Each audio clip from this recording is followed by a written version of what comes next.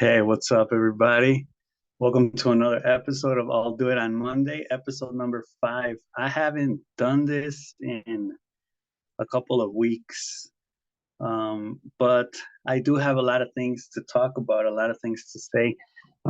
Here I am today, just drinking water, my regular water. So that's what we're going to be drinking today. And I'm going to be reasoning through a couple of different um, ideas that I had that I've been having lately. Um, my my plan with this episode of I'll Do It on Monday is not really to say things that I it's not really to say things well thought out, right? So I just want to kind of like make that clear. I'm going to be reasoning through a lot of things. My plan is even kind of like all over the place. It's kind of scattered, right? So I'm going to be talking about a lot of different things, and they're just going to be kind of like all over the place. So I want to start with this idea. It says things happen to me, and I want to understand why. I don't seek knowledge to suffer. I suffer, and that is why I seek knowledge. Knowledge is a mitigator. It's been this way since I was a teenager or since university. And I'm going to tie this into a couple of other concepts that I also thought about or that I saw. So things happen to me, and I want to understand why. This idea is kind of goes back to the idea of um, they say ignorance is bliss. So you know anybody that knows me knows that I like to learn, right? I like reading. I like to learn about things and stuff like that. I think we all do to a certain extent. Um, and you may ask, why do you do that? Why do you seek knowledge? And why do you seek knowledge when knowledge is a curse, like they say? And that's where that phrase comes in: ignorance is bliss. Because if you're ignorant, if you don't know about like how the world works, you don't know about like bad things that happen, for example. If you don't know um, how things work in the world, basically, I think you're going to be pretty okay, right? You're going to be happy, like ignorance, stupidly, you don't really care about things because you don't really know. And, I think that like seeing how the world is, and after you learn things and you experience things mostly in life, I think most of us would want to go back to that first kind of like first state of human state, right? Where you don't really know things. You're kind of like Patrick Star from SpongeBob, and you're kind of ignorant. So, but you're happy, right? So then it's like when things happen to you, you want to understand why they happen to you, right? And that's always been my case. Things happen to me, or I see things. For example, when I learned about the hero's journey, I was going through this like very weird. I had never gone through something that weird in my life, because I was basically having to let go of the way that I was, my beliefs, some of my beliefs, some of the attitudes I had, some of the ways I was acting. I had to let go of that, right? But I also had to understand what was happening to me. And this idea of the hero's journey, which is basically a narrative trope that they show, for example, when you're watching movies or when you're reading stories like in books. There's a hero, which is like the person that is just like ordinary, right? The hero is nothing special. And then the hero is forced to go out of their comfort zone. They're forced to go out into the world, into the unknown, and basically change, right? And they have to face like the big enemy at the end of their journey, like the dragon or the monster or the Voldemort, right? And after they defeat the big monster, they come to the realization that the person they were really battling was themselves, right? Their inner self. So then they grow, and then they're able to continue like going on their path. So then they're able to return back to their hometown, right? To initially where they were. And once they return, then they can share that knowledge for the next person to go on their journey. And that's the hero's journey. So understanding that kind of helped me understand my situation and my journey, and seeing that that's what was supposed to happen, right? So it says here, I don't seek knowledge to suffer, right? Because you would say, well, the person that is ignorant is blissful, is happy. Why would you seek knowledge? Because knowledge is just going to make you suffer. And that's where I say I don't seek knowledge to suffer. I suffer, and that's why I seek knowledge, right? So it's backwards. Um, Suffering in this sense is not really something that is generated because of knowledge. It's something that happens first. You first suffer, right? And when you first suffer, I mean, you're either going to descend into chaos, like straight chaos, into the straight unknown, if you don't find explanations, right? If you don't find mythological explanations, psychological explanations, scientific explanations, whatever you want, whatever you need, right? But you need to find knowledge. You need to understand why, and you need to, maybe you may even be wrong, right? I may even be wrong. The hero's knowledge or the hero's journey has nothing to do with my journey, or that's not even real. But it helps you in the moment. It's more subjective. It's existentialist, which I'm going to get into that a little bit later too. But the existentialists, for example, they lean heavy on the subjective experience of each individual, right? It's nothing like communist or anything like that, but it's like you find the meaning to your life, right?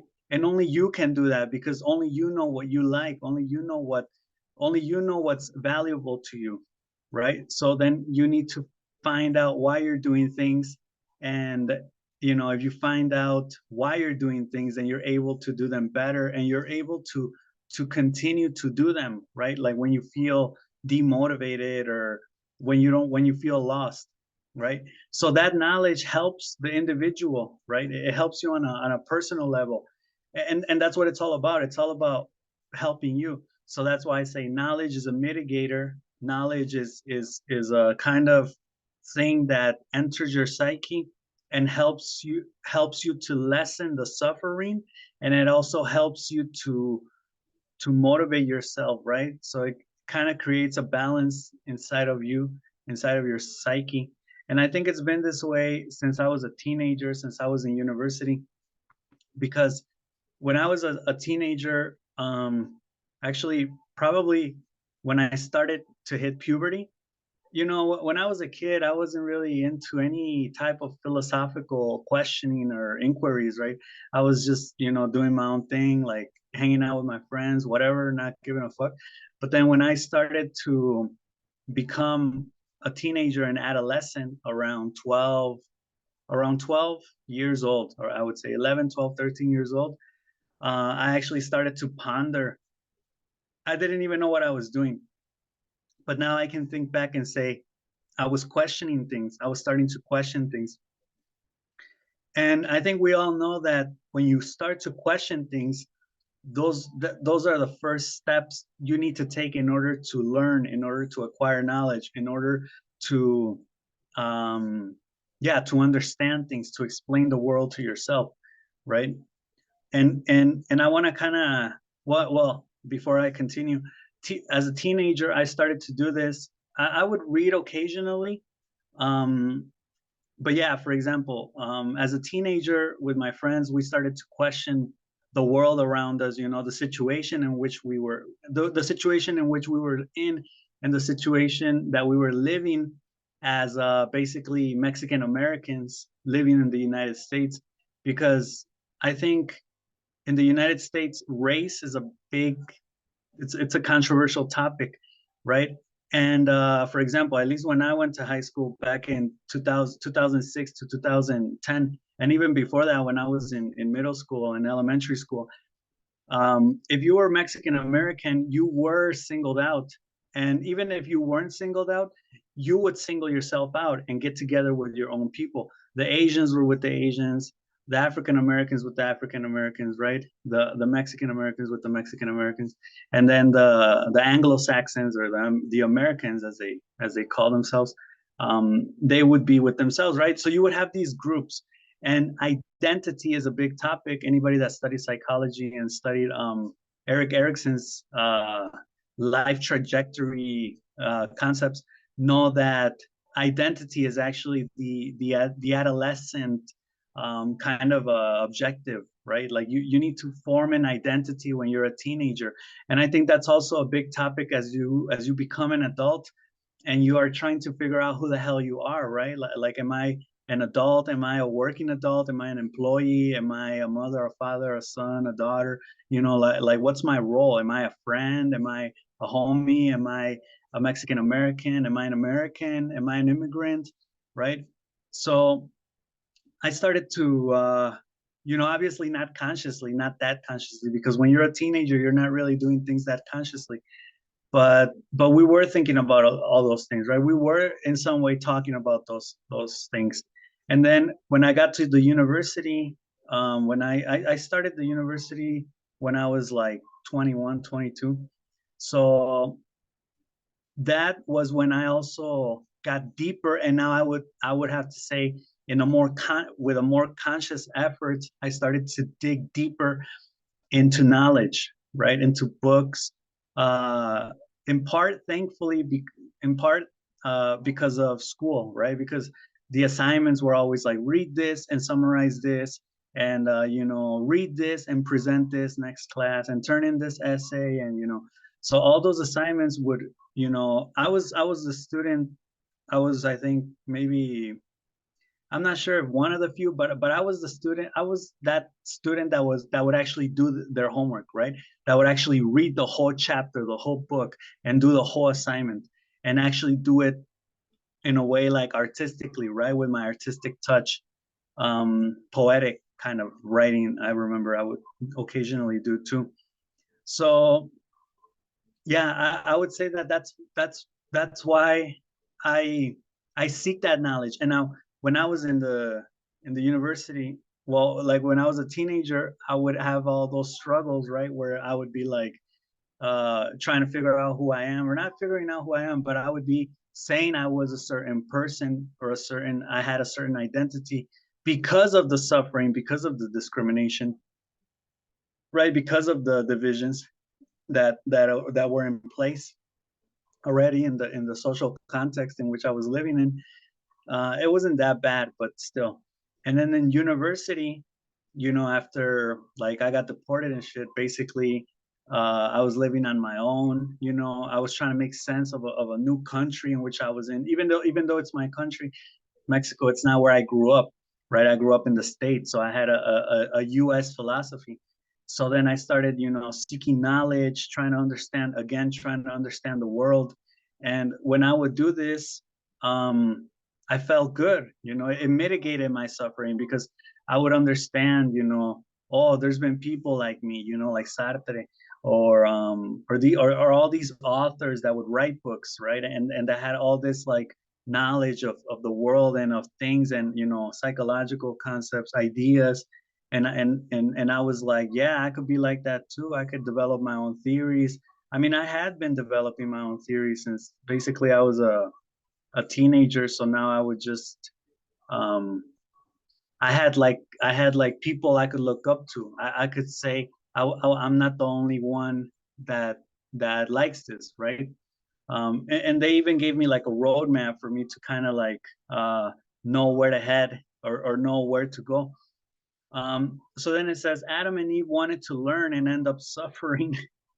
Knowledge is unhappiness, and yes, it is, because once you understand why you are the way you are, you do feel good, right? You feel better emotionally speaking, right? When you, I think that's why many people want to understand why whenever something happens, right? Like it doesn't matter if it's really bad. Like it doesn't matter if it's like, oh yeah, partner cheated on you, or a family member died, or they killed them or whatever.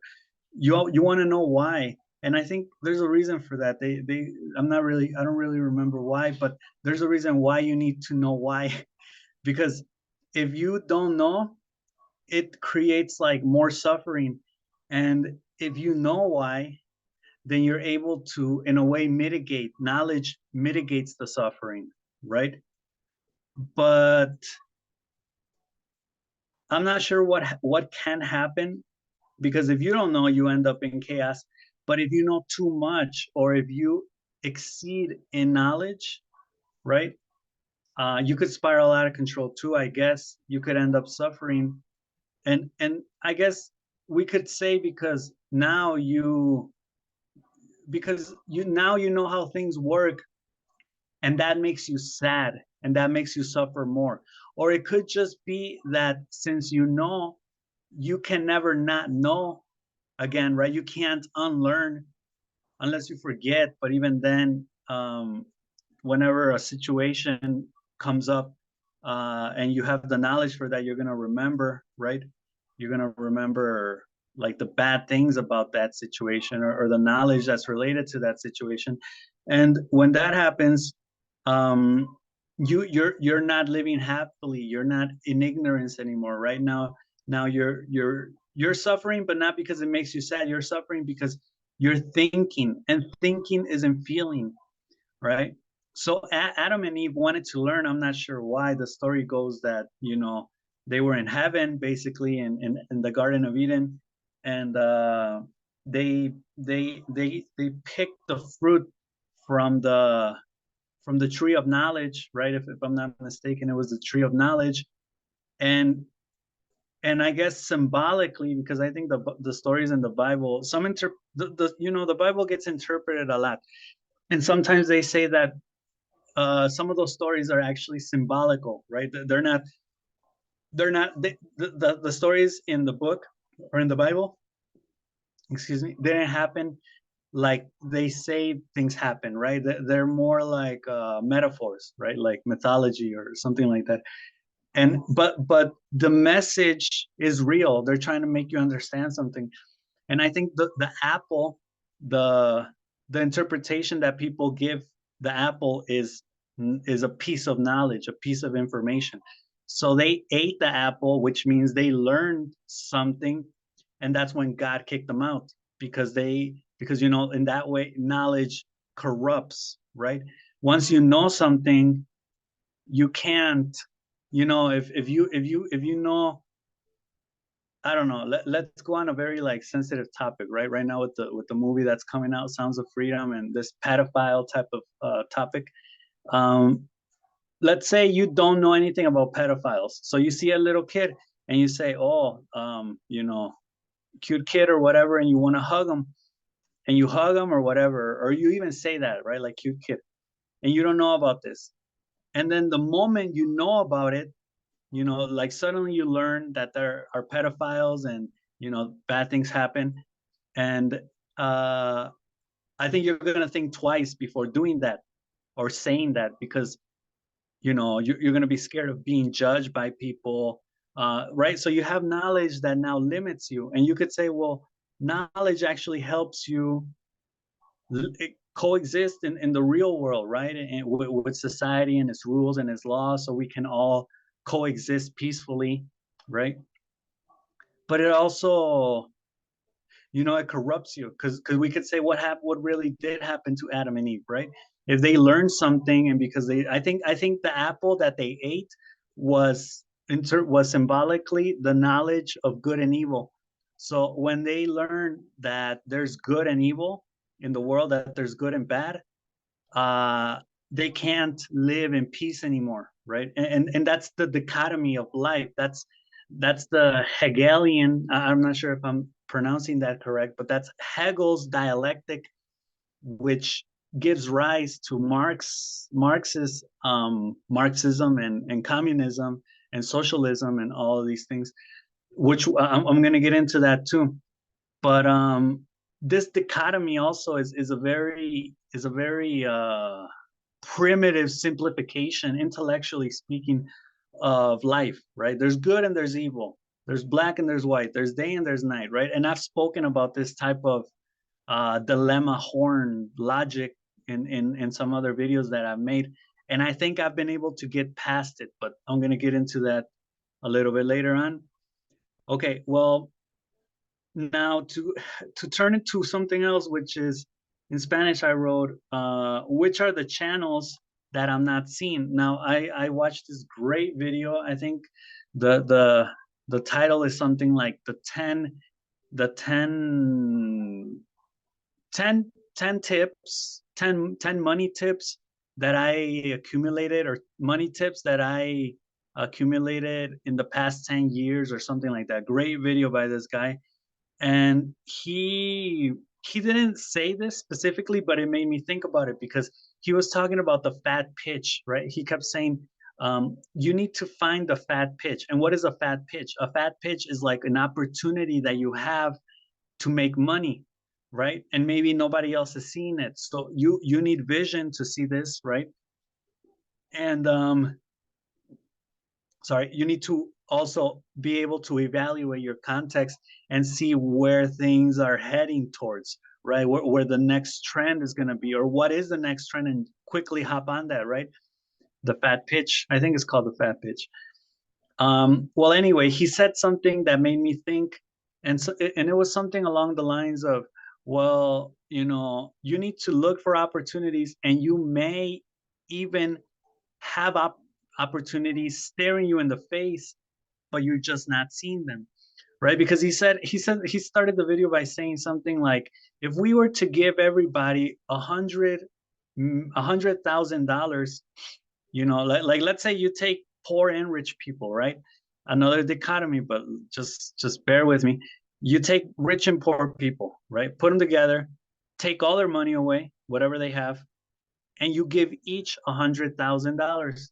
He says he says something like, probably in the next year, or in the next 5 years or something like that, the people that were rich would be rich again, and the people that were poor would be poor again, because he says money making is not it's not based on how much money you have. It's based on your ability to make money, right? Which is actually knowledge, right? Which is actually like experience, or whatever you have.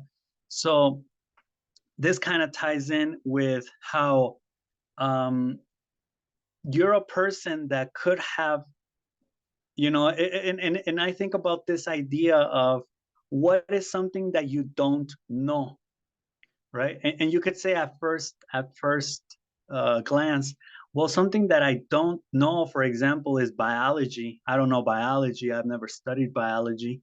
I don't know physics in depth. I would like to learn physics. I don't know how to speak Mandarin, for example. I've never, or Arabic. I've never studied those languages. But then go deeper and say, okay, what is something that you don't know,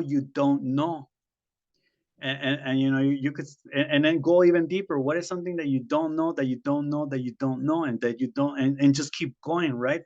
What this is basically going in, or where I'm going with this, is that there are things that are probably filled with potential in your life, but you're just not seeing them because you're not trained, because you don't have the knowledge to seek, to view those opportunities, right? So maybe there are opportunities, like money making opportunities there, but you're just not seeing them because you don't have the capacity to see them, right? It's like a child that maybe you could say, I don't know, like, I'll give you, like, there's these like type of tricks, like money tricks that you could do with people, where you're like, oh yeah, give me like I don't know, give me $20, and I'll give you like, if you give me $20, I'll give you five.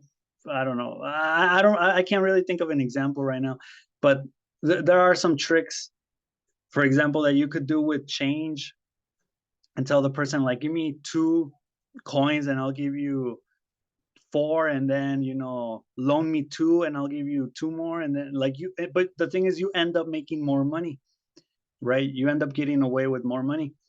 And those type of opportunities, I think, um you know, you're like the kid that can't see what's happening, what people are doing to you, right? Because you don't know, because you don't know that you don't know. You think you know everything you know, and you think that everything you know is everything that you need to know to live your life accordingly. But somehow you know there's something missing, right? You know that there's more. And that could potentially be, you know, like I think about this a lot. I'm like, what if I were to take a rich ass person, right? And then put that rich ass person in my life, right?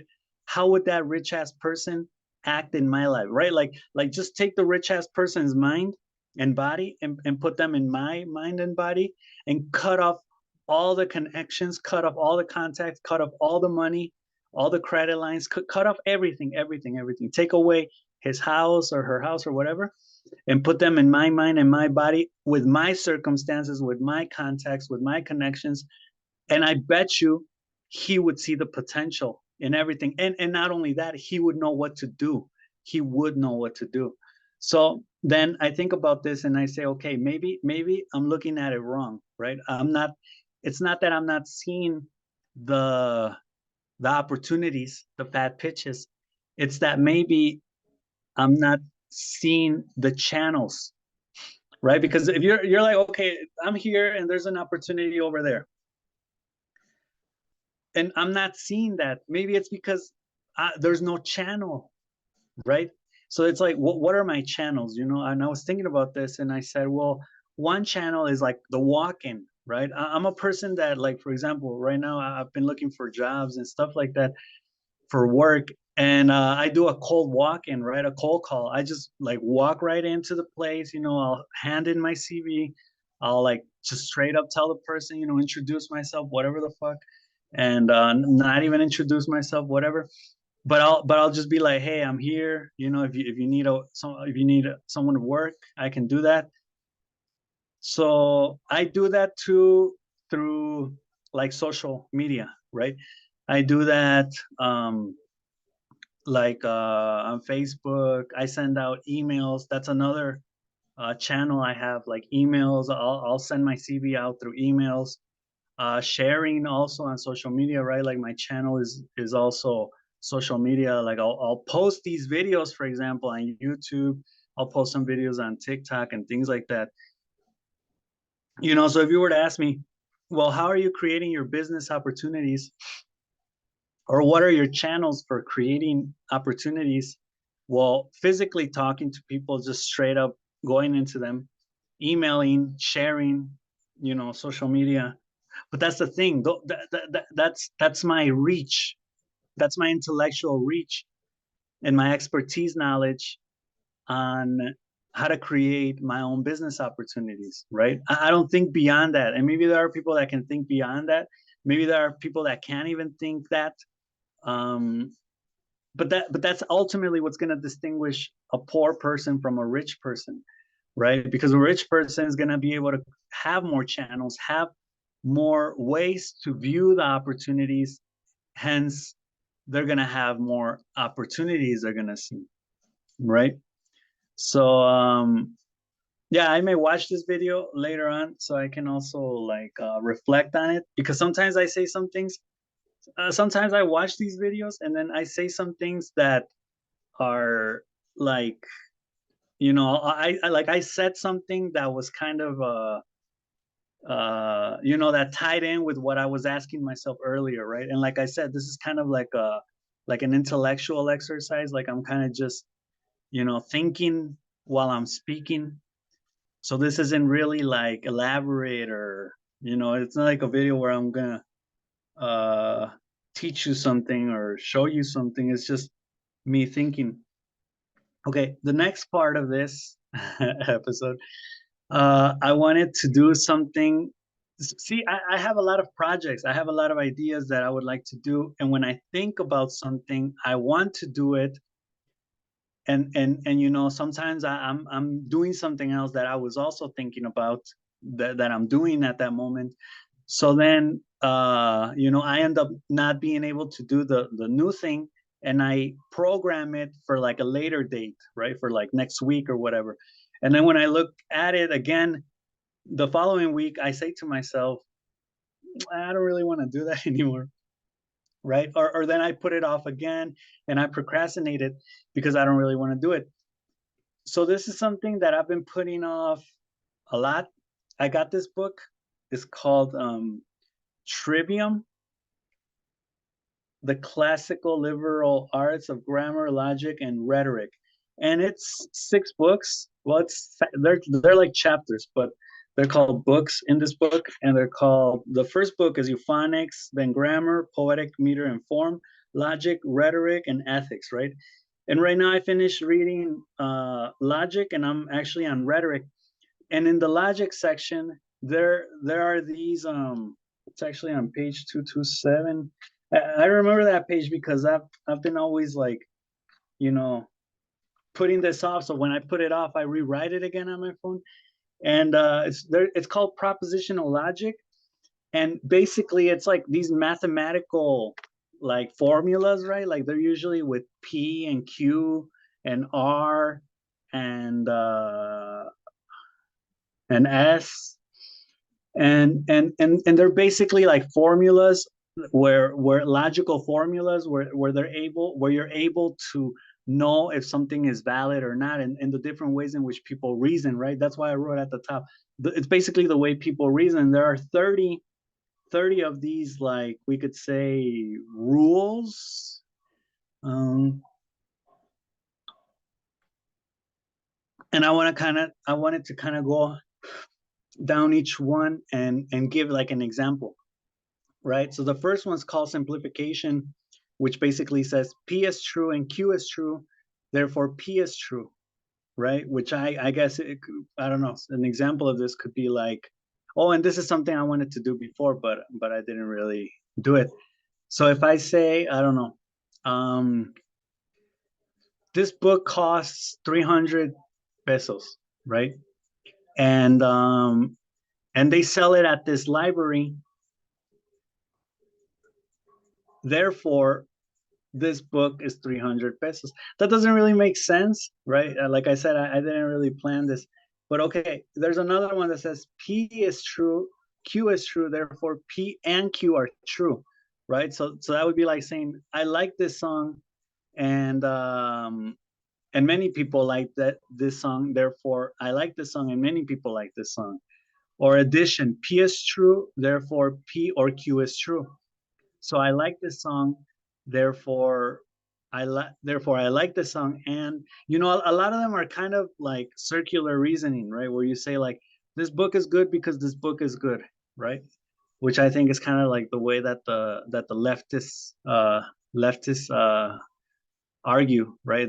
Like I was watching this interview with this guy talking about the new textbooks that they're going to change in Mexico, and his logic was just circular. It was just like that, right? Like, we need to change because we need to change, and we need to change because we need to change. And it's like, yeah, that makes a lot of sense. If P then Q, P therefore Q, right? So this, we find this with, for example, with the conditionals, with the zero conditional. Like, if water is heated at certain degrees, it boils.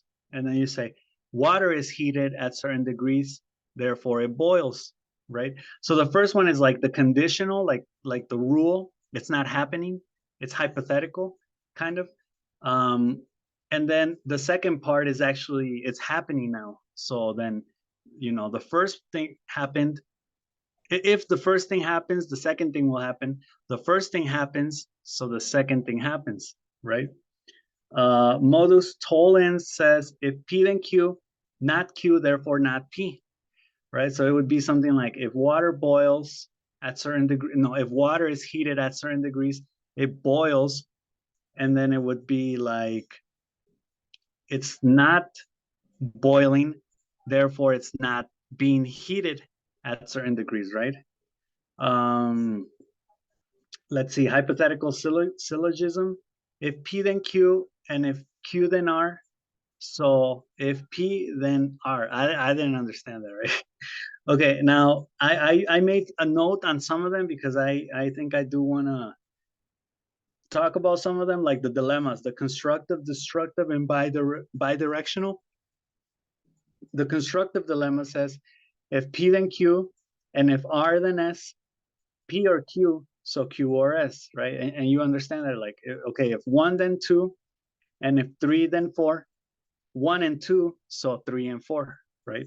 Or the destructive dilemma, if P then Q, and if R then S, not Q or not S, so not P or not Q, right? Which in this case, it's like either they're affirmative or they're negative. If the first two are negative, then the second two are going to be negative, right? Because they're not going to happen. And I wanted to give examples on all these, but I kind of got lazy on that. If P then Q, and if R then S, P or not S, so Q or not R, right? Kind of confusing, but another one was P equals Q is the same as Q equals P. Yeah, this is a backwards, like I wrote here, cyclical argument or cause and effect, right? Which would be, like I think this is actually like a fallacy that people do. Like I read somewhere here something about the terrorist, and it said like the terrorist, um no, I think it was actually like George Bush's logic when he said after the September 11 attacks, and he said, you're either with us or against us. Um, no, I don't know where it is, but yeah, that's like the circular logic or the cyclical logic, right? We have another one here, double negation. P is the same as not P. So it's the negative of the negative, which in this case would make it affirmative. And then we have transposition. If P then Q is the same as if not P then not Q. Yeah, so kind of confusing stuff on there. But that's logic. Right. Okay. Now there are other two pages actually, and this is more of rhetoric that I also wanted to share. Um, it's called the Five Canyons, the persuasive process. And it's basically the style in which you're supposed to come up or brainstorm certain arguments, right? The first one, for example, is called inventio. And it says inventio is the brainstorming stage when you find the ideas that will help you build a case, right? So you need to determine like all sorts of things, right? Like how did it happen? Where did it happen? Why did it happen? Do you have proof? Um, then the next part is called arrangement or disposition. And the disposition is basically organizing all of your brainstorming ideas, right? So now you organize it because when you organize it, it becomes more effective when you're trying to persuade other people. The third is called the style or the elocution. And in this case, it's like, well, it's the style, right? How you're going to say it, how you're going to make emphasis on certain things and all this type of stuff. Then we have memory, which is memoria, and delivery, which is actual. Now, I want to focus a little bit on the second one, which is actually on the next page, which is disposition. And there are like uh, six stages which you have to follow in this case. The first one is called exordium or pruiminion. And it says here, you have to argue why you're the right person to talk about what you're going to talk about, right? So I guess here it says it's an ethos appeal. And if you've studied logic, you know that there's three main arguments that you can make all the time, which are ethos, logos, and pathos. And ethos is appealing to the ethics of people, like the morale. This is right because this is the right thing to do, because this is ethical. There's the logos arguments, which are arguments based on logic, right? Like logically, this is incorrect or this is correct. They're reasoned arguments.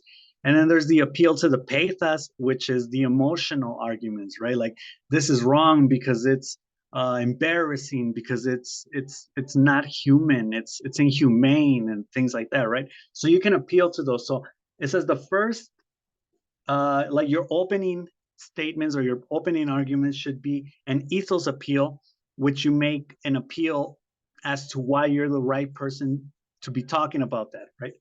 Then the next one is called narratio, which is diegesis or prothesis. And this is where you set out all the facts. And I kind of look at it like navigating an airplane, where if you lean too much towards one side, the plane's gonna fall, right? Or you're that's not the way a plane flies. So when you're arguing, obviously you have something in mind. You're arguing in favor or against or whatever, or, you know, with your biases, but you can't let that seem too obvious. You have to also like not put yourself in the other person's shoes, but consider the other person's arguments, right? So they don't catch you off guard. Like, well, you're not considering these things, right? Because they may be right on some things. So you need to consider all those things, set out all the facts, which it says the things that all parties agree on, which I would say is also uh, arguments that are going to contradict you, right? But you need to set them all out there because that's going to A, make you more honest, and B, make you seem more honest, and B, that's going to prepare you also for, you know, what may come ahead. Then the third one is divisio, which is partitio or propositio, and it says explain how your version of the facts differs from your opponent's. So now that's where your version comes in now, and you say, well, you know, I don't know if you should say based on my experience, but you could. I mean, I could see you making like a pathos argument here, an emotional appeal argument. Then the fourth one is confirmatio, which is pistis or probatio, and this one says you offer arguments in defense of your own side. Logos comes into play here. So now you start arguing, but like in a very logical way, why you're right, right? You offer arguments in defense of yourself. The fifth one is reprehensio or confutatio, and weird ass Latin names.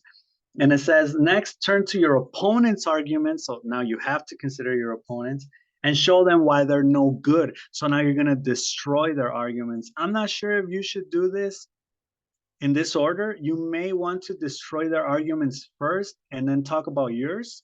But according to this logic, it says that first you should talk about yours and then destroy your opponent's logic. And it says this is a logos heavy section. And the last one says you're going to make a pathos appeal. So this is going to be completely emotional. It's the climax of your speech. And it says compassion when speaking for the defense, righteous anger when speaking for the prosecution, patriotism when rallying troops, and so forth, right? So that's going to depend a lot on what you want to accomplish. But you know, that's like kind of a, how can I say it, like a blueprint on how to structure like your arguments, you know, whether we're talking about maybe like an essay where you're arguing in favor or against abortion or whatever, you know, any type of controversial topic, or just when you want to like talk about it, right? Whenever you want to talk about something, you do have to seem unbiased, even though you are biased towards one or the other side, right? Okay, so enough of logic. Now I want to go a little bit into the existentialism. For this too, I was thinking about making a video for each existentialist topic. I was watching this video. I think it's from Wisecrack on YouTube, and it says something. It's called something about existentialism, right?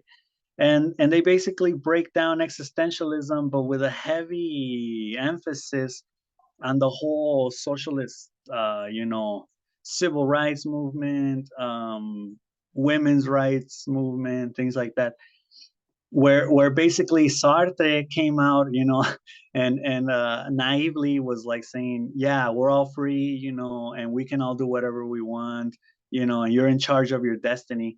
And then, you know, one existential that was with him, an African American, and even Simone de Beauvoir, who was a woman, were like, no, we're not all free and we're not all able to do whatever we want.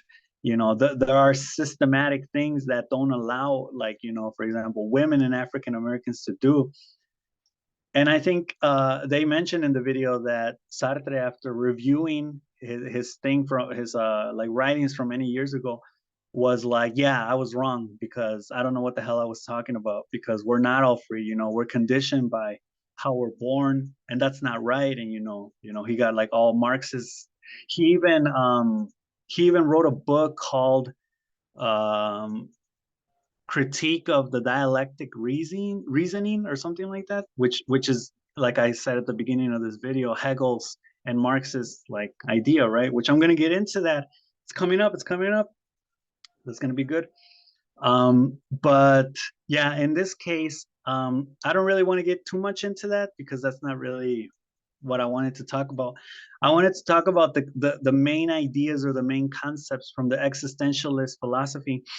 And it's funny because I was talking to this friend of mine, and we were at a bookstore, we were checking out some books, and he tells me, well, I was looking for John Paul Sartre's book or any book on that was talking about the dialectic reasoning or beyond the dialectic reasoning, and he says, the guy that was there is like, oh yeah, we have the Nausea and these other books. And then he says, "Oh, the Nausea is a good book." And I was like, "Bro, that's my favorite book." I know that's a good ass book, man. That's my favorite existentialist book, and that's my favorite book probably of all time. I mean, I really enjoy that book. There are other books I really like Introducción a la Lógica by Raúl Gutiérrez and Cómo ganar una discusión by some other guy. I mean, there's a lot of good books out there. But the Nausea is a I mean, if you're looking to understand existential thinking, read the Nausea. It's a story about a guy. Nothing really happens, but that's kind of the existentialist philosophy, the existential way. He's just narrating his life in living in Paris. I think he's just like talking about how he's going to the park, walking, he's studying at this library, but the way in which he's saying everything is so existentialist, right? Like he's and I think this existentialist term is a, what do they call it? A buzzword. It's become like a pop word, right? Like, oh yeah, existential crises, and especially in Spanish, they're always talking about existential crises whenever somebody, goes a little mad or whatever. And it's like, no, man, like they said the Barbie movie was existentialist, and it is in some ways, but it's not only existentialist, right? There's existential elements in many movies and series nowadays, but but they're not all about existentialism, right? Now existentialism has certain characteristics, right? And that's what I wanted to talk about. The first one is freedom. So there's a heavy emphasis on freedom. It the existentialist philosophy almost seems like a therapy, right? Because it's this very kind of like self-help. I mean, I don't think that was the intention of the philosophy, but this philosophy was developed by very weird people that didn't even call themselves existentialists, like Jean Paul Sartre. I think Nietzsche had something to do there too, even though he's more of a nihilist. Um, Camus, Kierkegaard. There's this guy. I think his name is Heidegger or something like that. Yeah, they were all existentialists, and they developed on these ideas of free will, freedom, responsibility. Um, so for example, freedom. Well, yeah, this is what I have, and I have it written here. Are we really even free? And at first you could say, well, and in that wisecrack video, that guy explains it. He says, well, many people criticize the existentialists and existentialism, but no one's harsher on existentialism than the very own existentialist, right? Because like Simone de Beauvoir, who was saying, well, are we really free? What the fuck? Like, we're women and we're, second nature citizens almost, right? So she built off that question, right? Like, are we even really free? And I want to kind of build off it, but I wrote here conditioning habits from birth, even on ideas and beliefs, which basically means that you think you're free, but you're free within a limit. Like I was talking about the economic situation, right? Like you want to make a business, you're trying to look for opportunities, but there are things that you don't know, and you're never going to know, right? Or you may know later on, but right now you don't know them. So there are also habits that you may think like, oh, I'm such a free person. This weekend, I'm going to travel, or I'm going to go to this other city because I'm so free.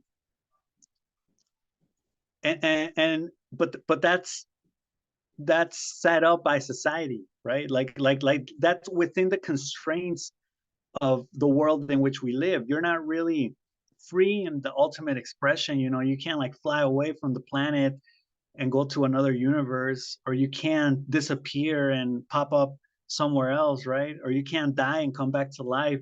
Like you're not really free, right? It's what I'm trying to say. So that's why that, you know, are we really free? Like I could say, well, you know what, I'm gonna make a big change in my life. I just realized that I am really free, and I'm gonna quit my job, and I'm gonna go to a different country, and I'm gonna learn that language, and I'm gonna start working there. But you're doing these things within the constraints of not only your physical and natural limits, but also within the limits of the culture and the society in which we live in. You know what I mean? So you can't really go out and beyond that. And that's kind of like what I'm trying to say by saying that you're conditioned by the habits from birth, right? That your parents instilled in you, and even they also did it without even really realizing that they were doing it, right? Because, well, they're supposed to want the things that they want for you, right? Like they want you to get a good education, they want you to go to school, they want you to have a good life, they want you to have a good job, a good partner, etc., right? But these things are already conditioned, right? It's not like they're from their own accord, right? Like really, and even if they are from their own accord, let's say they're eccentrics and they're like, no, we want you to do whatever you want, we want you to be an artist, a painter, you know, go, I don't know, go be a prostitute or whatever, or go work in the street, you know, for change. And you're like, oh yeah, my parents really were like, you know, eccentric, and they were really free, not limited by society's limits and whatever. Even then, they're basing their ideas off, and their attitudes towards life and their actions in life based on society and cultural norms, right? Which are just the opposite. They're the anti norms, but they're still part of society, right? They're still part of our world. And beyond that, they can't go, right? Um, and I wrote here also easily susceptible to marketing and news. Oh, this one's big because I think, for example, sometimes I watch like a movie review about a movie before I watch the movie, or like this whole Barbie thing, right? Where it was like, oh, it's so critical. People are, you know, so fucking right now. Nobody's talking about it anymore. But like when Barbie first came out, everybody was like, what? And people were pissed, and people were happy. And then when you watch it, you're watching it with all this, which I would call it's not really controversy anymore, real controversy. I think it's fabricated controversy that's used as marketing, right? And now it's marketing. Anything that's controversial is just marketing, right? Whether it's news, whether it's movies, whatever, it's all marketing now, because people know that when something's controversial, they're gonna want to know about it. They're gonna want to see it. They're gonna want to dig into it, right, to understand it, like we were talking about. Um, but you're susceptible to it now, right? Like the only way you cannot be susceptible, and even then, I don't even know if it would be any good, because critical thinking is not you ignoring things and just thinking for yourself. Critical thinking, I think, and this is kind of like more evolved, is taking everything that's happening and then you making sense of it even after many people already told you what it's about. That's critical thinking. That's fucking hard. Because if someone tells you, oh yeah, and it's like they say, YouTube and all the algorithms like on your phone and on social media show you things that they know that you like, right? So you're always going to see people that are for you, that are agreeing with your ideas. And whenever you see somebody else on the street or in life that is opposite of you, you're going to say that's wrong, because I know that there are many people behind me on this, right? But now there are people behind everybody for everything. So yeah, you're easily susceptible to the marketing that there's nowadays, and in order to do, going a little bit back to this, you need to be able to look at the things from another's perspective, I think critical thinking is fucking hard, because you need to be able to develop on ideas that already are developed by other people, right? So if someone says, I think positively, and positively means I think these positive things about this topic, and you hear that person, you understand it, and now go to the counterpart, right? Kind of like dialectic in a way, and you go to the other side, and they say, no, I think these negative things, about this topic, and you take the positive things and the negative things, and now you have to develop your own critical thinking based off those things. That's fucking hard, because how are you going to develop on ideas that are already developed? You do need to go further, and the ideas that are developed are already, well thought out, they're out there. So you need to develop off that, and that's critical thinking. That's fucking hard. It's not just ignoring shit, or looking at something and saying it's good or bad. Like, you need to take all the, and it's not even like that, because that's very dialectic. There are going to be opinions that are for, against, that are semi for, that are semi again, and I'm kind of getting a little bit into what I'm going to get into in a little bit. So yeah, there's this question: what is freedom? Marketing, for example, they spend a lot of money on marketing, and people think that marketing doesn't affect them, but it does. It affects all of us, man. It affects us in ways that we don't even perceive, right? Like you view an ad and you're like, whatever, and you ignore it. And then, a couple days later, you're talking about something that was in the ad, and you don't even realize it. I've realized it because I've realized it in people. You need to remember, and connect and say, oh, this is related to this. And you start to see the connections, and you start to see how marketing works. Because whenever you're exposed to something, you know, now that what we know about the quantum realm and all these things, um, it does affect you. It does affect your way of thinking, and the way in which you're gonna respond to things, the way in which you're gonna talk, think, act. It does. It does. And it's fucking strong. So yeah, here I say, what is freedom? In this case, yeah, what is freedom really? Because you're saying, yeah, we really are free, but no, that's not, if you're talking about freedom as like I can do whatever I want, no, you're not really free. And I have a homie that used to say, or that says, freedom is money. So if you have more, the more money you have, the more freedom you say you have.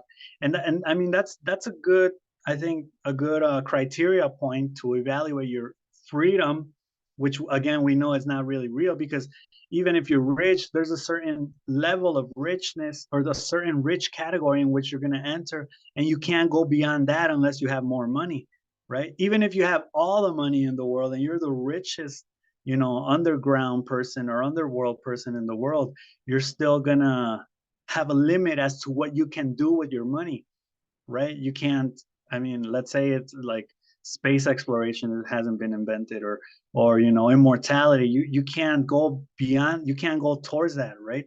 Because it's not there, because it doesn't exist, or whatever. Um, so yeah, freedom is an existentialist characteristic, but it's worth analyzing, right?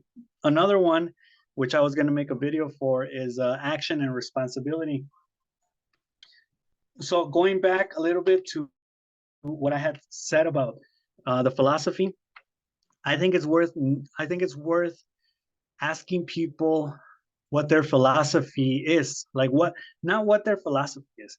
It's worth asking them what philosophy they believe in or which one they prefer, right? Because I think by now we all have philosophies, right? Like I know, like my friend, for example, he has his pragmatic philosophy. He said that he liked the pragmatic philosophy.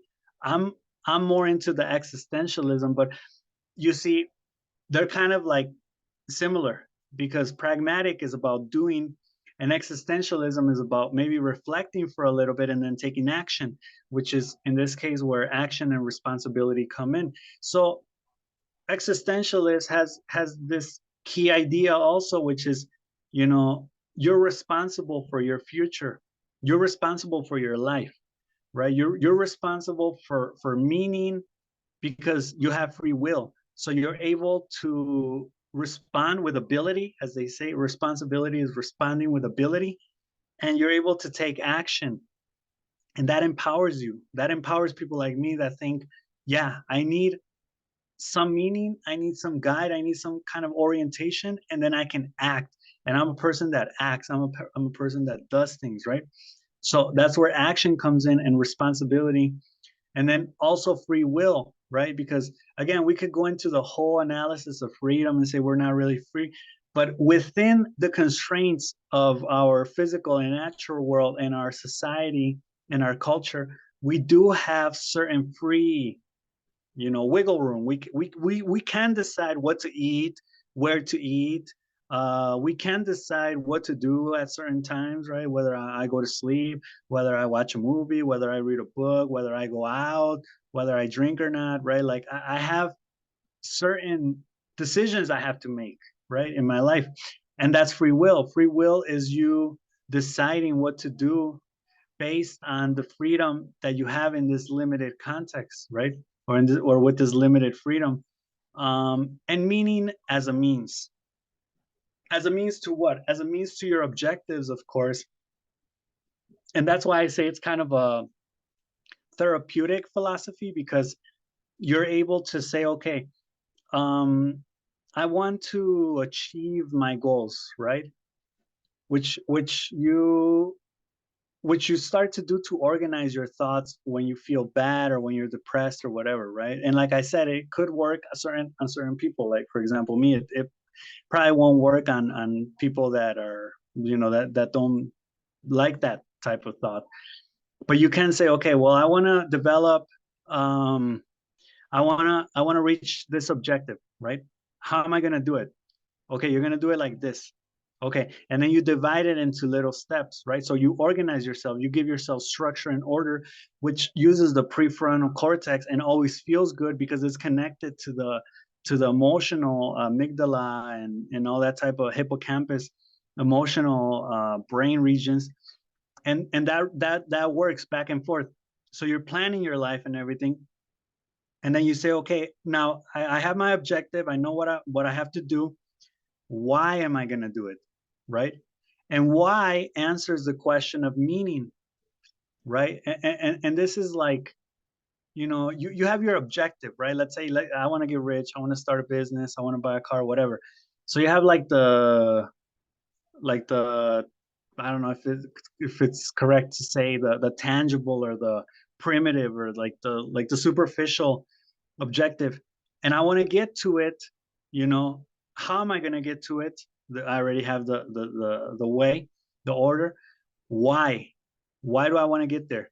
Well, because if I have a car, I'm able to be safer on the street, blah, blah, blah, blah. So now when you have your why, that's going to be your motivating factor. And that's crucial. That's really important. You need meaning because without meaning, you're like a robot, right? Meaning is purely emotion, it's purely human, right? It's something that we need as humans, right? That's why when there's no meaning, they say you're having an existential crisis, right? Which is when you're nihilistic. When and existentialism is always close to nihilism because it actually starts from that idea of saying, you know, there's no meaning in life, I have nothing or whatever, I'm depressed, but I have the control, I have the power, I have free will, you know.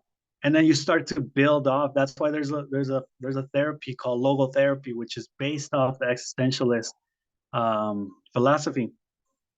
And with that, obviously, that's what meaning as a means means. You're able to conduct yourself, you're able to move ahead in life and towards your objectives with meaning as your motivation, right? Because you're able to say, okay, I want to get there because of these reasons. So I think Nietzsche was the one that said, if there's a why, you can withstand any, no, if there's a, I don't know, something like that. But basically, you need the why, right? It might even be backwards. If you have a how, no, I forgot how it went, but yeah, meaning is another trademark of the existentialist philosophy. Okay, I want to go now into this other point, which is beyond the dialectic reason, and this is where it's going to get good. Okay, so all of this starts. Let me give you a little bit of context. All of this starts a couple of, I don't know, months, weeks ago. I was watching this video on YouTube. They were talking about communism or something like that, and then they said that the dialectic reasoning, which is this dichotomy reasoning, right? Good, bad, day, night, black, white, right? This type of reasoning is dialectic, comes from Hegel, and it's actually embedded, I guess, into the Marxist perspective of life. It's actually schizophrenic because a schizophrenic, and I think I talked about this, divides, right? So you divide into two things and you can't reunite them, right? So you split and you become schizophrenic, right? And this type of ideology is actually what fuels life nowadays, right? We're all basing ourselves off, and it has this kind of like productive, I don't know if to say like productive escape or productive end, which basically says, okay, when you have two things or two opposing things, what you need to do is like, like kind of fit them together, and then eventually you're going to create a synthesis, right? And that synthesis becomes a new thesis for another antithesis, and those two things, and it's like a pyramid that just keeps on building until, I guess the idea is that, and I think this is from this video, I don't remember the video, but it's somewhere around on my playlist. The objective is that based off this dialectic reasoning of theses and antitheses and new theses, and then those having an antithesis and creating new synthesis, you're going to be able to reach God, which is you're going to have the ultimate knowledge, right? And that's kind of when you do, like, I guess when you're arguing with a partner or something, and you're like, well, you're wrong, I'm right, and well, you know what, you're half right, half wrong, I'm half right, I'm half wrong, we're going to kind of like agree on these things and disagree on these things, and you kind of like combine, right? Which is the unity again, but then that creates another problem, and it goes on. So what this guy was saying is that type of reasoning, the dialectic reasoning, is what actually, I'm going to paraphrase here. I don't really remember if this is what he said, but this is the idea that I have. Um, it kind of makes us, well, first of all, it makes society polarize. And now in Spanish, I mean, in Mexico and in the United States, we hear, things are polarized right now, right? Like society's polarized. Like there are people that are for this, there are people that are against this, right? It's very dialectic. So this guy was saying basically that's like, I don't know if he said it, or like I said, I don't know if this is my idea, that that makes us like slaves, right? That's bad for us because it makes us, and I think it's a very primitive way of viewing things, right?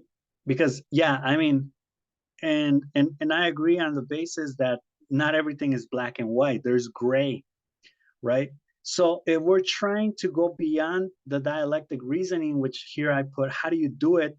What comes next or what comes after that? Because I felt like I was kind of, banging my head up against the wall, trying to go beyond the dialectic reasoning.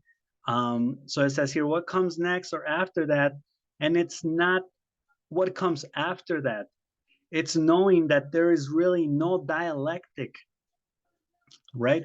And this idea is somewhere out there too when people talk about nuances. And I've even spoken about this on the, I think on the video of Is the Truth Paradoxical or something about logic, where I say, um, you know, it's not that life is the opposite of death and death the opposite of life. It's not that man is the opposite of woman and woman is the opposite of man, right? It's there are nuances, there are levels, there are grades, son grados, like in Spanish. Um, so it's knowing that the dialectic or the opposites, the obvious and clear and well-defined opposites, aren't really there. There's no difference, right? It's so I mean, I guess a way that, because I kind of know that in this way I would start talking about, like, okay, if there's clearly not men and not women, you are saying that there's like trans and there are levels, and that's kind of not what I'm saying. I'm saying that opposites don't really exist. And even then you would say, well, are you talking about variance of men and variance of women? And I guess, yes, I would be talking about that, and not in the trans sense, but in the way of there are different types of men, right? There are different types of women, and this would be a reasoning of, well, in Spanish, it would be un razonamiento por niveles, grados o matices, right? Por contrastes. Or, yeah, for example, colors. Let's think about colors. I was at Home Depot the other day, and bro, there are so many different types of colors. There are so many different types of blacks and whites and pinks and greens and yellows. So many different types. I was like, fuck, I thought there was only like one yellow and one red and one green and one blue and one black and one white. Fuck no. And that's life. So a very simplified way of life is like, okay, there's red, there's blue, there's green, there's yellow, and that's it. Right? There's like 10 colors or whatever. And it's like, no, bitch, there's like 100 or 200 or more different types of color, right? There's a shitload of colors. And that's life too. You can't be like, oh, well, this is wrong or this is right. No, there are a lot of ways, right? Like in my argument for prosperity, um, maybe, and this is going a little bit back to like the rich and poor thing. Maybe I'm being too impulsive by saying there's just rich and poor, because there could be different levels of rich and poor and even in betweens, and there's a lot of variation. And I think this type of reasoning, instead of the dialectic reasoning, this type of, we could call it a type of level or grade.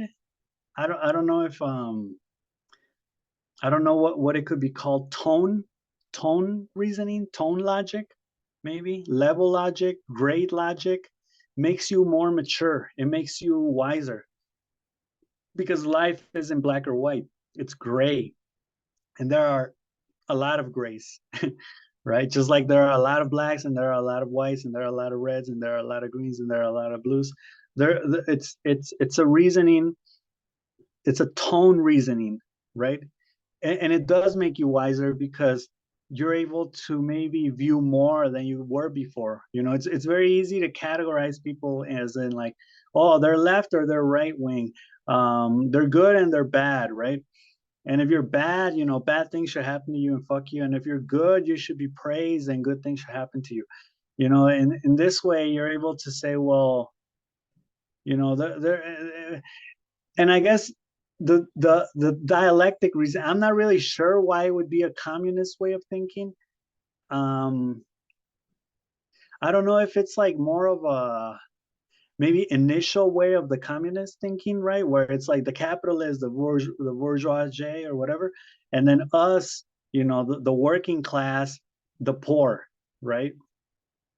And that kind of gets things rolling, right? Because that gets people like, if you're like poor, and then there's a person that's like not that poor or less poor than you, they're still gonna fall into that category, because they're in that they're closer to the to the average of poor, right? Let's say poor is like a 3. So if someone's a 1 and someone's a 5 or a 4, they're all going to fit into that category of 3 because that's like the average of poor, right? And if you're a rich person, right? And maybe there's another person that's not that rich, but is kind of rich, they're gonna fall into that category. But it's like what Jay-Z said about the song OJ Simpson. It's a nuance song, right? There are nuances, so it gets a little bit more complicated than that.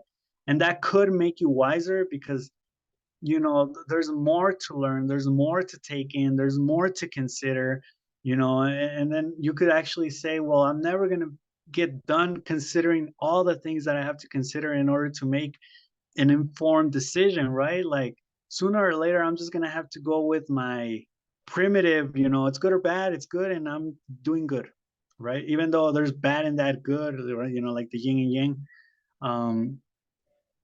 So yeah, I say here, and I put it in Spanish because I was thinking in Spanish. Hay contrastes dentro de las dicotomías, como el rico y el pobre, right? There are levels or grades, degrees. Sorry, not grades, degrees. I've been saying degrees. It's great. It's not grades. It's degrees. In Spanish, it's grados. Degrees. There are degrees within those dichotomies or within those opposites, right? Like clearly, apparently opposites, like rich and poor, good and bad, right? So how can we apply this knowledge of levels, right, to politics, to philosophies in life, right? How can levels help us, right? And like I said, they can help us to have like a clearer, a more holistic picture of things and to really understand, maybe not really, but to understand in a deeper sense, because I think dichotomies exist because of because people try to simplify things, right? You want to simplify the world because the world is complex. So if you simplify it and you can work by simplifying it, you're not gonna be that upset about it. You're just gonna say, okay, I'll just do it like that. How can we apply this to politics, for example? I think this already applies to politics because there's a lot of people that will be like, for example, on the left but will want to arm themselves. Or, there are people that are on the left but will have things from the right, or there are people that will be on the right but will have things from the left. So I think it's just like realizing that this exists and not being so polarized, right? Because we're really working with reasoning. I mean, we're really working with levels reasoning, right? We're not working so much with dialectic reasoning as we would like to think. I think anybody that studied a little bit of the scientific method or science knows about this, you know, thesis, antithesis, synthesis stuff, the dialectic. But yeah, I mean, at the end of the day, you have to uh, know that there are nuances, right? That there are more ways in which you can view things besides just black and white. So now I'm going to go into this deliberate action and the ratio of success. It says how to measure success when you do not know what could have been. And this is like, evaluation. How the fuck are you going to evaluate when you don't know what could have happened, right? So let's say that you have like 3 options, A, B, or C, and you choose A, and then you find out what happens because you chose A, but you're never going to be able to know what would have happened if you chose B or C, what really could have happened, right? So how are you going to evaluate your level of success, right? Your ratio. And I think it's worth, you can't do it right now, but I think in the future you may be able to do it. And it goes back to what Martin Luther King said, and he says something about like, I have a dream that one day people will be judged not by the color of their skin, but by the content of their character. I completely agree with him because there are a lot of piece of shit people out there that will pass off as good people just because they have good intentions, but will actually cause mayhem and will do a shit job with things, right? So, I wish in the future we could have a ratio of success, you know, based on deliberate action, on thinking and on what you're doing, not on what you intended to do, right? It's like when people arrive late somewhere and they say, oh, I wanted to arrive early, but this happened, but that happened, it was out of my control. And this isn't the first time they do it. They do it constantly. So, their life's a mess. So it's like your intention is no good here. I don't give a fuck about your intention, right? I care about what you're doing, what your results are. I think I've said this in other videos too. But the ratio of success, like you can have a number from 1 to 100 based on how well you how well you make decisions in your life. And based on that, you could get credits, you could get a good credit score, you can get a good apartment, you can get a good job, you can have more money, you know, like kind of like a game, but where we actually know like the predictor, or we actually know what would have happened if you chose B or C, right? So if we were to know that stuff, and actually measure it and say, well, yeah, that was a smart decision, or no, that was a stupid ass decision, and your ratio of success goes up or goes down, right? Ratio of success actually means it's not the criteria of success, it's or this like number or a standard of success or something you can evaluate. It's actually like every time you make a decision, how many times do you make the right decision and how many times do you make the wrong decision, right?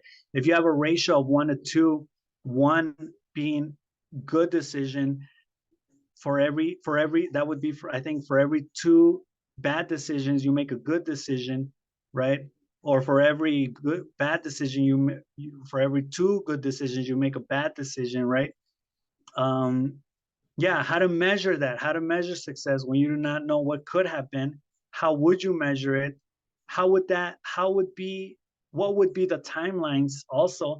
Very important, because let's say, like, okay, I have to choose between A, B, and C, and I chose A, and then the system tells you, correct, you're correct. A was the best decision because you chose A today, and tomorrow you have this, right? And if you would have chosen B or C, you wouldn't have had the benefits or whatever. But that was tomorrow, right? Now, if you think about this, maybe in 10 years or in 5 years, and they say, well, you know what? Actually, looking at it from a 5-year perspective, A wasn't a good choice. It should have been B. B was the correct choice because, this generated like so many other, like a chain reaction, so many different effects, that now A is a bad option, looking at it from a 5-10 year perspective. So how would you measure that in timelines, right? Like, I think people should be based on the content of their character, and their character is based on the decisions that they make, on the actions that they take, and on the results that they obtain, not on their bullshit intentions, not on their prayers and thoughts or whatever the fuck, not on their wishes, because you could wish for the best for everybody. But if you had the opportunity to give the best to everybody, would you? You know, if you were a person that had, you know, trillions and quadrillions of dollars and you were able to just give it away to people, would you do it? Right? I don't think you would. So, yeah, I mean, things should be, people should be judged on their actions, I think. And then it says, think of life situations or current problems in your life and what are the outcomes based on your decisions and deliberate or not actions, right? Deliberate means that you think about them, and not means that you don't think about them when you do these things, right? For your actions. So this is basically like, you know, I'm a teacher. So once I told my students, yeah, you guys are gonna, you're gonna tell me you're gonna write about a problem that you have right now. Think about a problem you have right now, right? Like tomorrow I'm gonna talk to my boss, or in 2 days, or there's this problem that I have in my family that I'm trying to solve. I need to make a decision about something, about work, about school, about family, about friends, about whatever, right? Just think about a problem that you have short term, that is going to be that will probably get solved, not that big of a problem, that will probably get solved, and that you're going to need to make a decision for, right? Write about it. Tell me what your options are, what decisions you could make, and tell me what decision you will probably make, right? So they turn in that assignment, and then the following week, I usually tell them, like, make sure that it's something that will get resolved by Sunday night, right? So then on Monday they can tell me what happened, right? Like, was the decision that you made the correct one? Did it give off a good result or not? Or should you have chosen a different thing, right? So you evaluate your success, right? Like, um, because I think a lot of times maybe we have problems in our life, and we make decisions after we analyze the situation and we think about it and whatever, and we say, okay, we're going to make this decision. I'm going to make this decision. I do it, and I just deal with the consequences. I don't think back like, oh, I was also thinking about doing something different. I mean, there's regret, and that's when people say, oh, I should have chosen option B or C, right? But that's not the same as saying, if I would have chosen B, I know things would have gone differently, or this would have happened, because that type of analysis helps you in future decision making when you're yet again faced with another problem and decisions you need to make, right? Or a decision you need to make, or whatever. So yeah, I think it would be awesome if we could all have like some type of thing that would tell us, like, if your decision was the correct one or not. And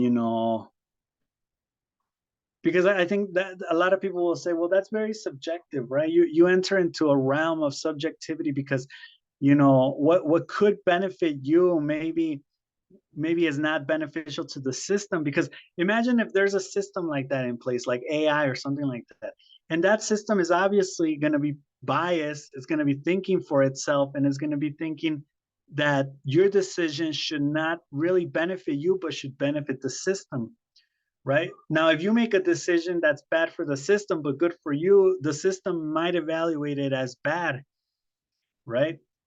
So I understand that there could be subjectivity to it.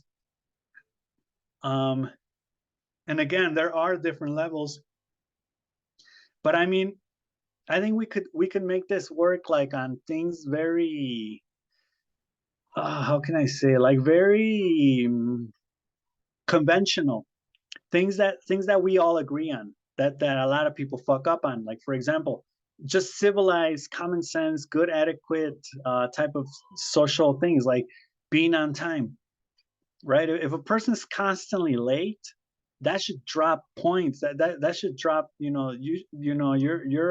fucking bad. You're a bad person. I don't give a fuck if you intended on being early or on time. You're fucking constantly late, and it's like you should get that checked out, because um, that means that you're not really sorry, right? When you arrive and you say, I'm sorry, because you're not doing anything to really change that, you know? So since you're not really making a change, um, you're not really improving, and therefore you're not really, how can I say it? Yeah, you're not really like progressing, right? So I think that would be kind of cool to really reflect on it, evaluate it, like, really, like, put it on paper and pen, with a pen and paper. Like, okay, I have this situation right now, this problem. I have these options, I'm going to make this decision because I think this is going to happen, and just leave it. And then, make the decision. And then, like, after what happens, and you already have the result, go back and then, say, okay, I was right about it, or I was wrong, I should have done this instead because this would have happened, and really analyze it, cause and effect. But again, we enter into the dilemma or the problem of the timeline, right? The timeline is like, okay, so if it was bad for me, so it could be something uh like working abroad and leaving your family back where you are or where you're living, right? And you say, well, this is bad for me these couple of months because, or these couple of years because I'm going to be far away from my family. I'm going to feel like shit, blah, blah, blah, blah. But long term, it's going to be really good. So if you evaluate that, like, after you make the decision, you're obviously going to feel bad. But if you evaluate it like 10 years down the road when you have a nice house and everybody's chilling and everything, you're going to say, oh, yeah, it was the best decision I ever made or whatever. So that, again, the timeline thing is kind of like messes the whole thing up.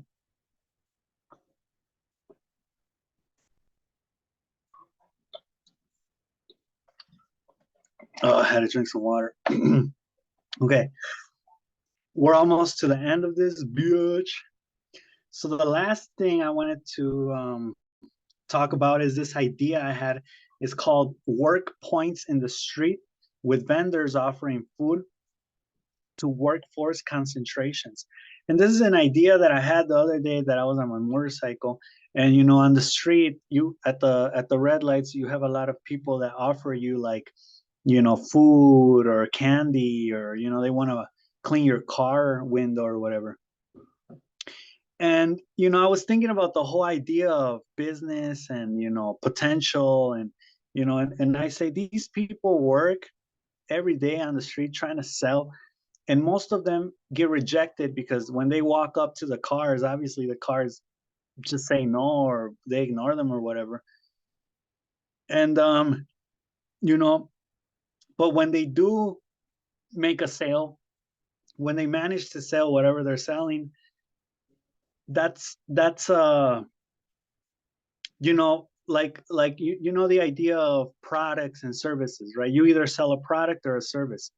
I think it's a service, right? Let's just say it's a service for the sake, instead of saying the product as a service, because a product was made by somebody and that's a service, right? Like they get the raw material, they work on it, and then it gets sold, and someone has to make it, someone has to sell it. So let's just call it a service, right? You buy services from other people.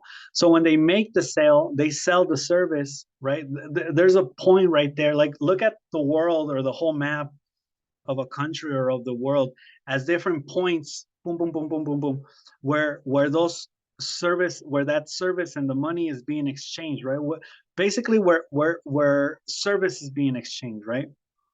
Because when they get money to pay for services for something else, right? So it's like where services, boom, boom, boom, boom, boom. There's like nodes, right? They're not nodes yet. They're little points where like the potential for sale manifested itself, right? So people make a sale, boom, services are exchanged. And that happens in many different areas of a city, right? All around the world. Um, so you could do that like when you're trying to sell something on the street, or and then I thought about this, that's why it says to workforce concentration, because when you go to work at a company or at a place, that's happening there all the time. That's a node, right? A point of intersections of different services being exchanged, right? So it's like imagine that there's like a little bar increasingly, very slowly, and that's the money that you're getting for being there that time, right? Like every second it goes up a little bit, a little bit, a little bit, depending or relevant, or how do you say it? Yeah, relative to your work pay and the hours that you're working, right? It's growing a little bit and a little bit because you're exchanging the services that you're providing for the company or for your job, in exchange for the money, right? Which will turn into services too. So you're exchanging services for services, right? But it's just in a job, there are more things to do. So it's like concentrated. It's like instead of having this over here and that over there, let's just concentrate everything, and let's make this like a place where we can just have like everybody working, right? Everybody exchanging services. And I thought that was kind of like a cool thing to think about when you're trying to think about where you could have potential exchanges, right? Where you could have potential exchanges of services. Because ultimately a job is that, your business is that, is just exchange of services, right? You're gonna sell something, they're gonna pay you, and then you also have to pay people for whatever it is that you need, right? Like the raw materials, the employees you have. Even it goes so, it's as simple as like, paying for the online service, right? For the platform that you're using, right? Because Zoom, for example, like I'm paying for Zoom. I'm using Zoom right now, and I pay it every month so I can have my online classes, right?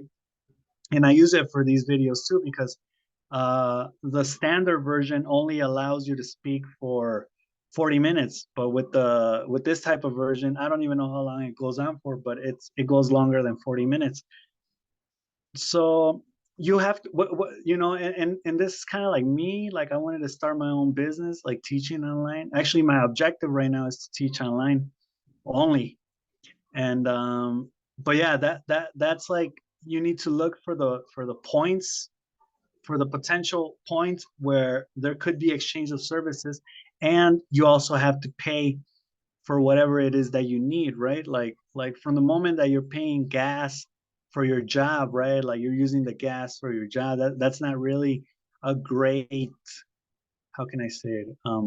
Yeah, it's like you're paying to work, right?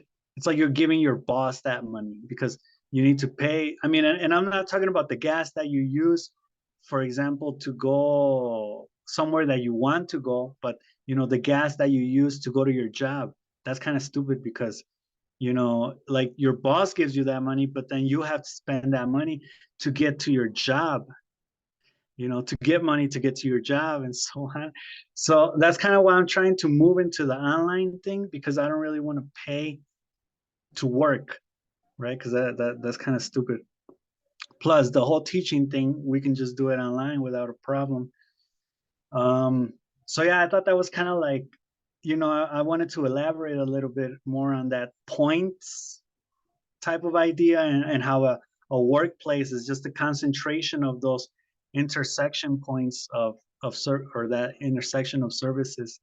Um, points. But yeah, that's all I got for this episode. I mean, there's a dog, fucking dog barking, cars passing by making noise. I think there's some kid out here playing with a ball, people talking. I got my music playing. But yeah, anyway, that's all I got for this episode. I hadn't done this type of I'll do it again on Monday episode because I would drink on Friday, and I usually do these Saturday afternoon, like at 4, like right now. But I hadn't done it because I would drink on Friday night, and then Saturday I would be all, like hungover or tired or whatever.